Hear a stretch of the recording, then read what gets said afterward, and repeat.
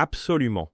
Voici une traduction du script avec une bonne dose d'humour et de sarcasme à la française. Ah, Marvel Studios s'apprête à nous refourguer une nouvelle fournée de mutants X dans le MCU.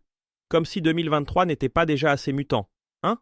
Maintenant, ils nous pondent un trio de choc pour mener la danse. Accrochez-vous. Jean Grey va être le phare, la star, le phénix, ou comme on dit chez nous, la rousse pyromane. Oui, enfin, ils vont laisser le chauve savant, le professeur X, mener sa troupe d'élèves surdoués. Et il parie intelligemment sur deux des plus têtus de la bande.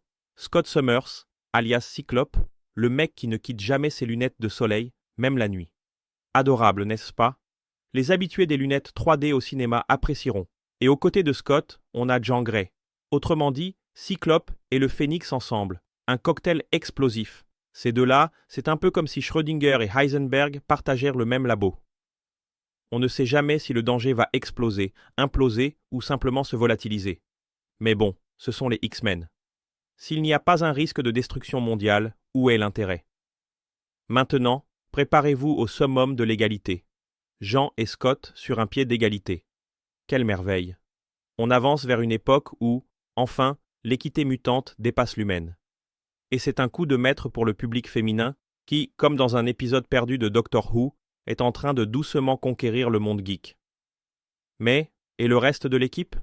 Où sont les faire-valoir, les têtes connues comme Angel? Va-t-il être réduit à un Cupidon ailé dispensable? Peut-être qu'il aura juste une apparition éclair, façon Stan Lee des X-Men. Pas grave, on s'en remettra, tant que la chimie entre Jean et Scott fonctionne mieux qu'une expérience de Walter White. Parce que, soyons honnêtes, dans les versions précédentes, cette chimie oscillait plus qu'un pendule de Foucault. Et avant de partir vers un autre univers parallèle, souvenez-vous, si vous avez aimé cette parodie sarcastique sur les X-Men, faite avec autant de dévouement que Sheldon Cooper en a avec les contrats de colocataires, abonnez-vous à la chaîne. Ou, au moins, sonnez la cloche avec la force d'un lanterne verte.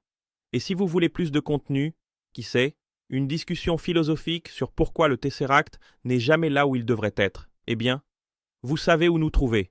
À la prochaine, avec plus de sarcasme et de physique quantique que vous ne pouvez en supporter.